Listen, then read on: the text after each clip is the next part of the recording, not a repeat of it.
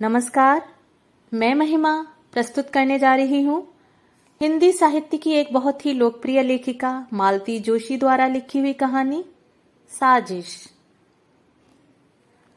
पूरे घर में एक तनाव सा व्याप्त है। कल पम्मी की फिर चिट्ठी आई है और जैसा कि हमेशा होता आया है, पूरा घर भीतर ही भीतर हिल उठा है। बाबूजी लगातार छत पर चहलकदमी कर रहे हैं। अम्मा रसोई में बैठकर आंसू बहा रही हैं। सोहन तो पढ़ाई का बहाना लेकर दोस्त के यहाँ निकल गया है। खाने के वक्त भी उसने शक्ल नहीं दिखाई। निम्मी अलग मुंह फुलाए पढ़ने के लिए कमरे में बैठी है। बच्चे टुकुर टुकुर जिस तिसका मुंह ताक रहे हैं। सबसे ज्यादा संत्रस्त और परेशान है मोहन और शीला। संकोच के मारे बेचारे अपने से ही आंख चुरा रहे हैं।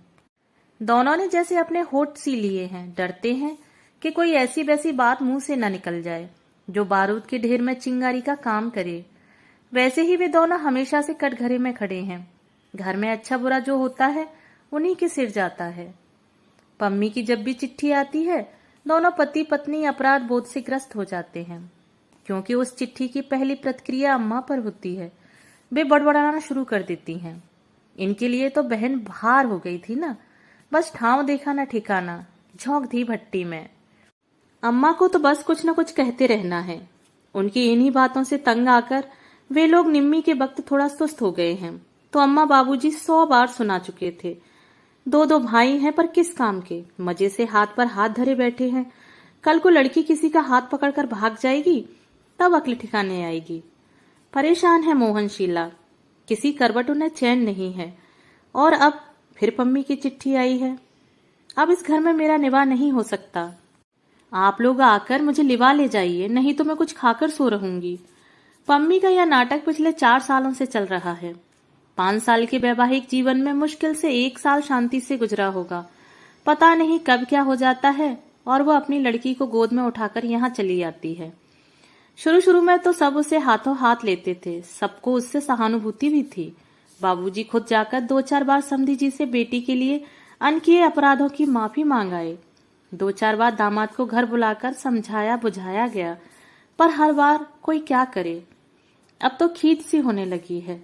पम्मी जब भी आती है, घर का बना बनाया रूटीन तहस नहस हो जाता है। बजट की धज्जियां उड़ जाती हैं।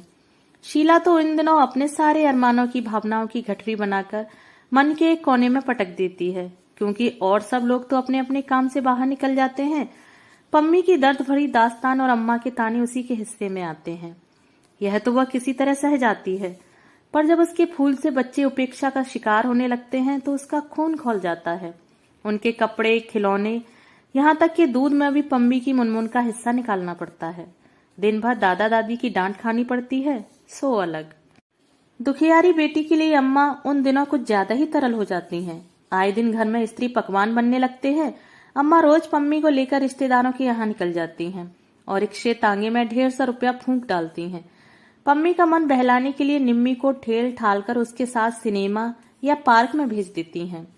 इन सब कार्यक्रमों के लिए शीला को ही पैसे देने पड़ते हैं और वह खुशी खुशी देती है, नहीं तो अम्मा का पारा चढ़ जाता है।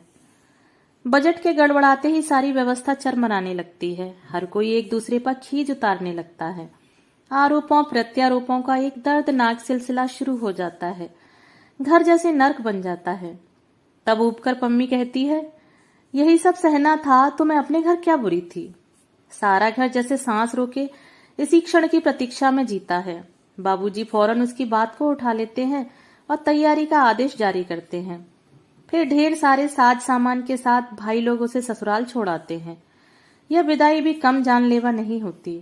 घर की मामूली सी आय में एक बड़ा सा छेद कर जाती है। कई जरूरी खर्च जैसे अम्मा की चप्पल, बाबूजी का टॉनिक, सोहन का स्वेटर या निम्मी का सूट अगली किसी शुभ घड़ी के लिए टल जाते हैं। फिर भी सब लोग राहत की, संतोष की सांस लेते हैं। पर खर्च की यह गहरी खाई ठीक से पट भी नहीं पाती कि पम्मी का खत फिर आ जाता है। 2 दिन तक लगातार तनाव झेलने के बाद शीला से नहीं रहा गया। पति से बोली, देखो तुम तो दिन भर बाहर रहते हो, इनकी नजरें झेलनी पड़ती हैं मुझे। ऐसे देखते हैं जैसे मैं कोई हत्यारिन हूं। तो क्या करूं? उसे लिवा लाओ। इसका मतलब क्या होता है जानती हो ना? जानती हूं, पर उपाय ही क्या है? कल को कुछ हो गया तो जिंदगी भर सबके ताने उलाहने सुनने पड़ेंगे। सुबह दफ्तर जाते हुए मोहन ने सबके सामने सबको सुनाते हुए सोहन से कहा, ये 200 रुपए रखो और दोपहर की गाड़ी से निकल जाओ। कहाँ?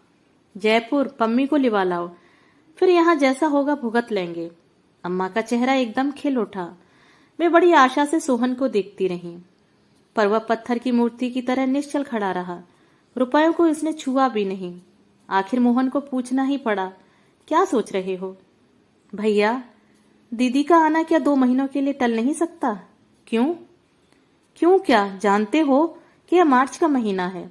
आपको अपने टीपू मीनू की चिंता न सही, मेरा और निम्मी का ख्याल तो कीजिए।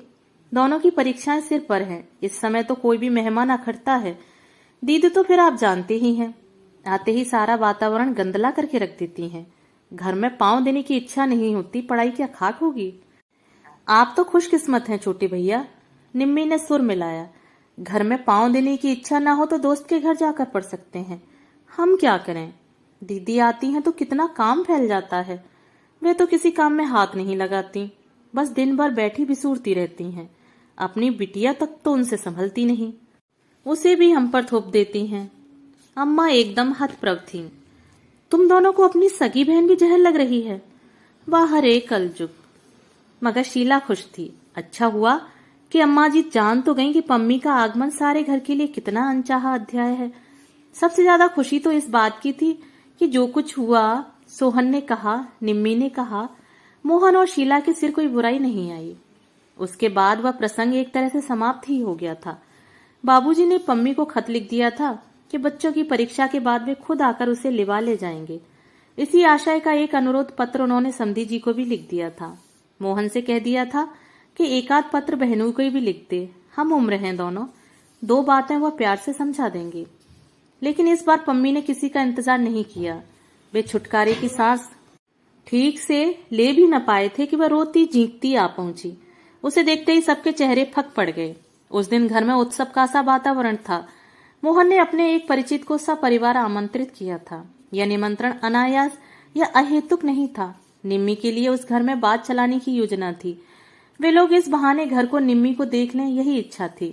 घर को उस दिन विशेष यत्न से संवारा गया था। निम्मी भी सजी धजी गुड़िया सी बैठी थी, इतनी चुप चुप जैसे कि मुंह में जुबान ही न हो, और सबने भी अपनी बेहतरीन पोशाकें पहन ली थीं। शीला ने जिद करके सास को भी कलफ लगी साड़ी पहना दी थी। वे मिस्री की डली बनी मेहमानों से बतिया रही थीं। बाबूजी सबके बीच में चुपचाप बैठकर सामने वाली पार्टी को आंक रहे थे, परख रहे थे। शीला रसोई में व्यस्त थी। सोहन बाजार के चक्कर काट रहा था। मौका लगते ही बहन को चिकोटी काट लेता था। माहौल खुशी से सराबोर था कि पम्मी घर में भूचाल की तरह दाखिल हुई। आते ही उसने बुक्का फाड़कर रोना शुरू कर दिया।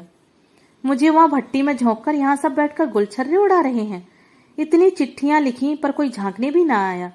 किसी को परवाह नहीं है कि पम्मी जिंदा है या मर गई। इतनी ही भारी लगती हूं तो हाथ पांव बांधकर कुएं में फेंक दिया होता। बार बार तंग तो नहीं करती, पर जब आपके पास देने के लिए कुछ नहीं था तो मेरी शादी क्यों की? लड़के वालों के सामने अच्छा खासा नाटक हो गया। महफिल तो उकड़ती ही थी। बार बार क्षमा याचना करके उन लोगों को विदा किया। उनके यहाँ से क्या जवाब आएगा? यह तो अब करीब करीब निश्चित ही था। बड़ी मुश्किल से कहीं बात लगी थी, सब चौपट हो गया। महीने के अंतिम दिन थे, फिर भी मोहन ने जी कड़ा करके स्वागत सत्कार में 150 फूंक डाले थे। सब पर पानी फिर गया। घर में जैसे मातम छा गया। निम्मी तो खटपाटी लेकर ऐसी पड़ गई, उसने खाना भी नहीं खाया, और लोग भी पम्मी से खिंचे खिंचे ही रहे। अम्मा और भाभी को छोड़कर किसी ने ठीक से कुशल छेम भी नहीं पूछी। अपने स्वागत का यह नया अंदाज देखकर पम्मी सहम गई। 2 दिन तो उसने किसी तरह सब्र कर लिया, तीसरे दिन फट ही पड़ी। लगता है किसी को मेरा आना अच्छा नहीं लगा। पहले से जानती तो यहाँ आती ही क्यों? अपमान ही सहना है तो अपने घर सहूंगी। घर में नहीं निभेगी तो कहीं नौकरी कर लूंगी। सोहन भी जैसे तैयार ही बैठा था। बोला, तो कर लो ना नौकरी।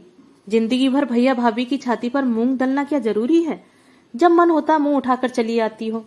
आखिर तुम्हारे लिए कोई कितना करेगा? घर में एक और लड़की भी है। आती हूं तो अपने बाप के घर आती हूँ, पम्मी ने तमक कर कहा। तुम्हारे दरवाजे आऊं तब आंखें दिखाना। बाप का घर?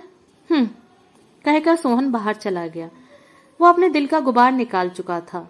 सोहन है सुखी, अविवाहित है, इसलिए मन की बात बेरोक टोक कह डालता है। कोई यह नहीं कह सकता कि बीबी ने उसके कान भर दिए हैं। अपमान से पम्मी के आंसू निकल आए। सबसे ज्यादा दुख तो इस बात का था कि सोहन इतनी बड़ी बात कह गया और बाबूजी कुछ नहीं बोले। जिनके बल पर वह अकड़ रही थी, कानों में रुई दिए वे चुपचाप छत की कड़ियां गिनते रहे। बाबूजी, उसने कातर स्वर में पुकारा। सब सुन रहा हूं बेटे, बाबूजी ने उसी तरह छत की ओर निर्निमेष देखते हुए कहा। बस सच बात तो यह है बेटा कि अब तुम्हारे बाप का घर कहाँ रहा, सब तो चुक गया। पेंशन जो मिलती है वह दवाइयों के लिए नहीं पूरी पड़ती। बेटे के भरोसे पर जी रहा हूँ। अपनी लंबी चौड़ी गृहस्थी उसके गले मड़कर बैठ गया हूँ। उसका बोझ और कितना बढ़ाऊं? बाबूजी, लेकिन पम्मी बेटे, हम लोग तुम्हारे जन्म के जिम्मेदार हैं। कर्म तो तुम्हें अपने खुद ही झेलने होंगे। दुख सुख जो भी हो अपने घर में ही सहो बिटिया। कल को तुम यहाँ आकर बैठ जाओगी तो बताओ, निम्मी को कौन स्वीकारेगा? पम्मी के सारे सवाल चुक गए थे और शायद उत्तर भी। 3-4 दिन बाद पम्मी को सोहन के साथ गाड़ी में बिठाकर लौटे तो बाबूजी को ऐसा लग रहा था जैसे बेटी को अंतिम विदा दे आए हों। अगर कल को कुछ हो गया, पम्मी के ससुराल वालों ने यदि सचमुच कोई षड्यंत्र रच डाला, तो वे भी उसे बरी नहीं है। इस साजिश में वे भी बराबर के हिस्सेदार हैं। दोस्तों, अभी आप सुन रहे थे मालती जोशी की कहानी साजिश। अगर आपको ये कहानी पसंद आई हो तो मेरे चैनल को सब्सक्राइब और मेरी वीडियो को लाइक और शेयर जरूर करें और अपने सुझाव मुझे कमेंट बॉक्स में साझा करें। आपके सुझाव मेरे लिए बहुमूल्य हैं। धन्यवाद।